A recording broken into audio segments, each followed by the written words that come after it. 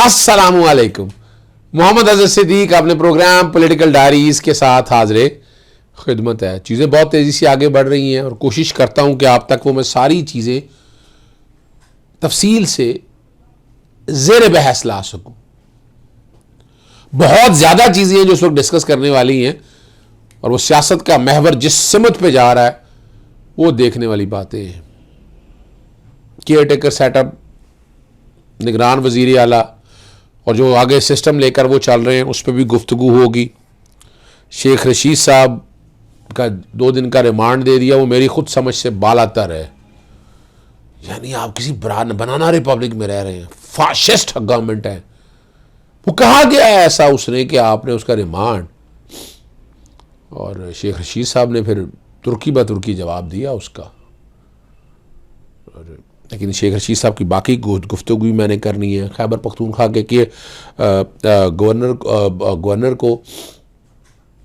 Governor की बजाय ये ख़त लिख दिया, गवर्नर को ख़त लिख दिया और साथ इलेक्शन कमीशन को कहा है कि वो अपना इख्तियार इस्तेमाल करें।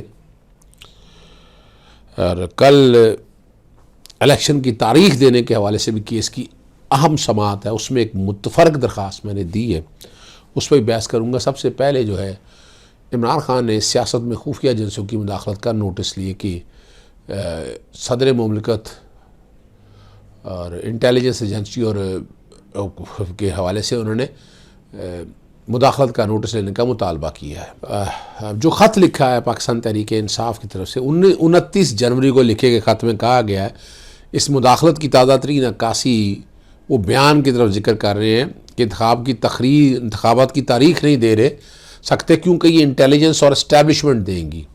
और पता नहीं किस सिमत में कहा उन्होंने। और जो ख़त लिखा है PTI के, वो मैं बैकग्राउंड पे चला रहा हूँ। डॉक्टर अलवी को ये ख़त इतवार को जो कोर कमेटी का इजलास हुआ, करारदाद मंजूरी के बाद भेजा गया। और तवज्जो जो है अगवा की कार्रवाइयों, जाली FIR, दौरान हिरासत तशद्दुद और PTI के कारों रहनुमा को दी जाने वाली धमकियों की तरफ मबजूल कराई गई। ख़त में मज़ीद कहा गया है कि करारदाद आपसे मुतालबा करती है कि आप नोटिस लें और इन तमाम इक़दाम के ख़िलाफ़ कार्रवाई करें जो आइन, ज़मीनी कवानीन और बुनियादी इंसानी हकूक़ की ख़िलाफ़ हैं। अब इसका चूँकि ताल्लुक़ बड़ा वाज़ेह है कि गवर्नर हाजी गुलाम अली ने कहा कि वज़ीर आला के मशवरा आइन के आर्टिकल 112 के तहत खैबर पख्तूनख्वा असम्बली को तहलील किया। आर्टिकल 105 की शिक 3 ये कहती है कि सूबे का गवर्नर आम इंतखाबात के लिए तारीख मुकर्रर करेगा, जो आइन के आर्टिकल 224 के तहत मुनक़्क़द किए जाएंगे और आइन के आर्टिकल 218 की शिक 3 के साथ पढ़ा जाएगा।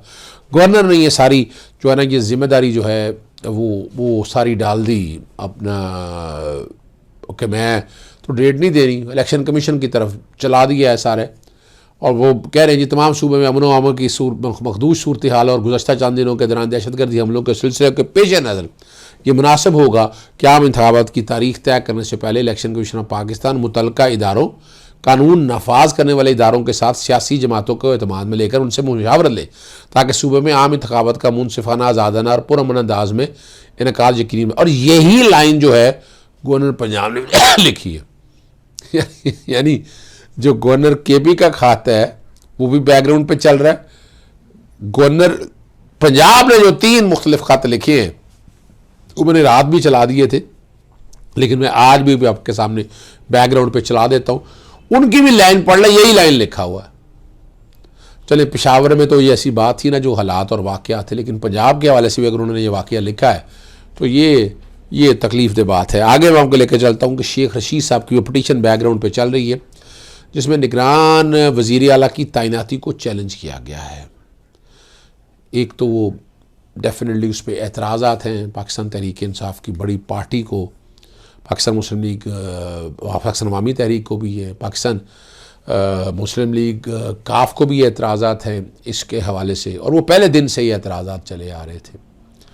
इसमें वो वॉलंटरी रिटर्न के हवाले से बात हो रही है, वो तो मैं उससे आगे की बातें हो रही हैं, लेकिन उसके बाद के जो एक्शन है, यानी उनकी सिलेक्शन या इलेक्शन के बाद के जो एक्शन है, ट्रांसफ़र, पोस्टिंग, ख़ास लोग, पकड़ दकड़, भाई ये साफ शफाफ इलेक्शन की तो नहीं है तरफ लेके जा रहे, ये तो आपको किसी और तरफ लेकर जा रहे हैं।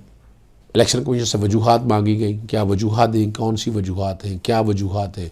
इलेक्शन कमीशन ने कोई तवज्जो ही नहीं दी, कोई वजूहात ही नहीं बताई अभी तक।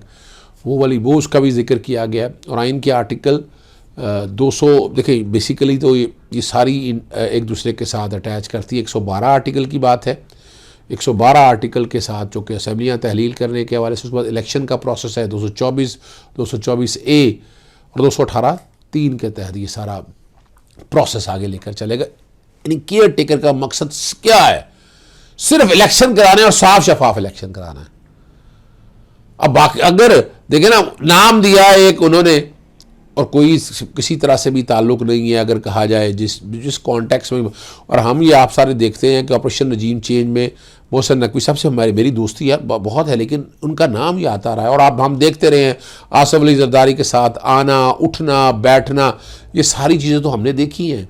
हम सब ने रिकॉर्ड के ऊपर ये सारी चीज़ें देखी हैं कि जहाँ ये समझ सकते हैं कि ये सारे मामला तो चले आ रहे हैं। तो ये जो कर रही है, इस पर वजूहात क्या है, क्या डेलिब्रेशंस की, क्या कुछ लिखा आपने, कोई भी ऐसी चीज़ अभी तक ना रिकॉर्ड पे आई, ना कोई आपने स्पीकर को भिजवाई होगी, ना आपने लीडर ऑफ द हाउस जो थे चौधरी परवेज़ लाई को भिजवाया, किसी को कुछ नहीं भिजवाया। तो ये जो मामला, जैसे शाहिद करीम जो है कल सुबह शेख रशीद की ये दरख्वास्त जो है वो सुनेंगे। इसी तरह खैबर पख्तूनख्वा के गवर्नर के उस जो उन्होंने ख़त लिखा है, उस ख़त को सामने रखते हुए, गवर्नर खैबर पख्तूनख्वा के उस ख़त को सामने रखते हुए ख़त लिख दिया है कि जनाब इलेक्शन कमीशन को भिजवाया है कि आप डेट का अनाउंस करें, चूँकि इलेक्शन कमीशन का अपना लेटर है जो 9 से 13 अप्रैल के दरमियान इलेक्शन कराने की तजवीज़ दी है पंजाब के हवाले से। तो वो उन्होंने भी आर्टिकल 105 का बस तोड़ना शुरू कर दिया कि नहीं भाई अभी मैं नहीं डेट दूंगा, मैं ना मानूंगा। भाई आप कॉन्स्टिट्यूशनल ऑफिस है, सियासी जमातों के नुमाइंदे नहीं हैं, आपको नॉन पार्टीजन होना चाहिए, लेकिन आप तो एक पार्टीजन रोल प्ले कर रहे हैं ना। तो ये वाली वो सारी बात वो है वो सामने रखी गई है। अगला जो अहम इशू है वो आज इलेक्शन की डेट देने के हवाले से जो है ना, इलेक्शन की डेट, पहले तो केयर टेकर सेटअप का इलेक्शन की डेट जस्टिस जवाद हसन साहब के पास, इसमें मुतफरक दरख्वास्त दी है। और पंजाब के गवर्नर के वो सारे ख़त जो मैंने बैकग्राउंड पे पहले भी चलाए हैं वो रिकॉर्ड पे रखे हैं कि उन्होंने भी जो है ना एब्डिकेट कर दी है अपनी पावर को, वो डाल दिया कि तो आप दें जी, इलेक्शन कमीशन दे। अब इलेक्शन कमीशन जो हो सकता है रात जो प्रोग्राम मैंने रिकॉर्ड किया है तो इलेक्शन कमीशन कोई तारीख ना दे दे या सुबह आके अदालत में बताए कि ये हम तारीख दे रहे हैं। अब तो ये सारा काम तो इलेक्शन कमीशन की कोर्ट में जा चुका हुआ है, वो 218(3) को और 224(1) को सामने रखते हुए अब ये फैसला जो है ये सुबह लाहौर हाई कोर्ट के जस्टिस जवाद हसन साहब के पास है। मुतफरक दरख्वास्त में वो सारी तफसीलात लगा दी हैं और ये ख़त भी लिखाया है कि गवर्नर के ये ख़त लिखने के बाद उनको ख़त लिखा कि आप क्या कर रहे हैं, इलेक्शन कमीशन को कहा कि आप जो भी डेट देनी है वो डेट अनाउंस करें। इस केस की समाअत जस्टिस जवाद हसन के पास आज मुतवक्को है। अब जो आसिफ जरदारी पर संगीन इल्ज़ामात, शेख रशीद साहब को 2 दिन का रिमांड दे दिया गया है और जुडिशल मैजिस्ट्रेट उमर शबीर की अदालत में तफ्तीशी मुकदमे का रिकॉर्ड जमा कराया। 8 दिन का रिमांड मांग रहे थे, पता नहीं कौन सा मांगना था। और हथकड़ियाँ लगी हुई हैं, खुलवाई। मैं 16 दफ़ा वज़ीर रहा हूँ, हथकड़ी क्यों नहीं खुल रही? सारी रात तो लगाए रखी है और अदालत में हथकड़ी खोली है। ये तजलील हो रही है, आर्टिकल 14(9) की खिलाफ वर्जी हो रही है।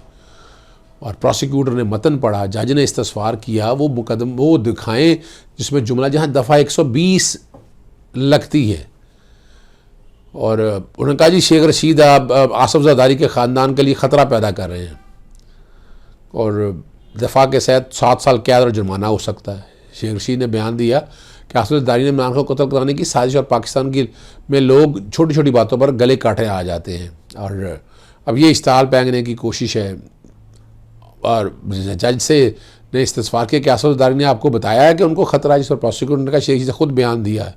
शेख रशीद का वॉइस मैसेज जो मैसेज है वो टेस्टिंग FIA से करवाना है और उनकी अपना उनका जो है ना जी साथ फोटोग्रामेटिक सेट टेस्ट भी दरकार है और इसलिए जिस्मानी रिमांड है। वो अब शेख रशीद के वकील ने कोई इत्शाल फैलाने की कोई ऐसी बात नहीं है। सियासी जो तनकीद करती हैं ऐसे मुकदमे होते हैं और सियासत पे होती है। और अब प्रोग्राम का ट्रांसक्रिप्ट है, प्रोग्राम के ट्रांसक्रिप्ट कैमरा से रुजू किया है। अब यहाँ अंदाज़ा लगाएं ये कोई मुश्किल काम है। शेख रशीद ने तो सिर्फ बात की है, कोई खौफ हरास नहीं पहला दफात, और जो दलाइल लगते हैं क्या सच बोलने से रोका जा सकता है। और पीपल्स पार्टी का कारकुन मुद्दई मुकदमा है। 153 दफ़ा के तहत सिर्फ वफाकी हुकूमत या सूबाई हुकूमत मुकदमा दर्ज कर सकती है, कोई आम शहरी इन दफ़ा के तहत मुकदमा दर्ज नहीं कर सकता। ये बात बिल्कुल सही है। और डिस्चार्ज करने की बात की है और हाईकोर्ट के हुकाम के मुताबिक ये नहीं रखता।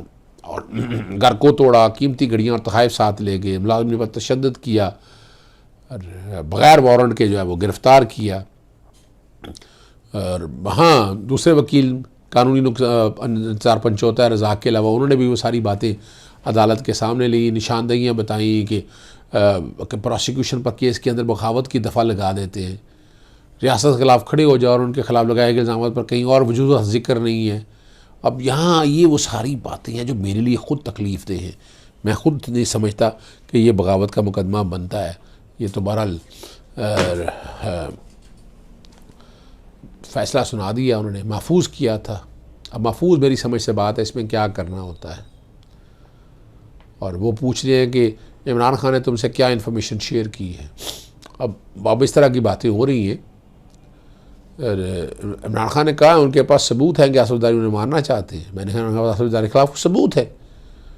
और यहाँ ही वो सारी उन्होंने अपनी 73 साल की उम्र का जिक्र किया, कुर्सी पर बैठने की इजाज़त भी दे दी अदालत ने। और इस्लामाबाद के थाने आपारा में ये दर्ज की FIR है। 153 है, 505 शामिल है और 120 B शामिल है। और जितने लोग आए वो तकलीफ़ दे बात है। और मैंने कोशिश कर दी है। इमरान खान साहब की जान को भी ख़तरा चला आ रहा है, उनकी हिफाजत आप लोगों की ज़िम्मेदारी है, हुकूमत वक्त की ज़िम्मेदारी है। इन्होंने फ़ैसला करना है। हमारा तो काम है आप तक चीज़ें सारी सामने रखते रहना है। इजाज़त चाहता हूँ।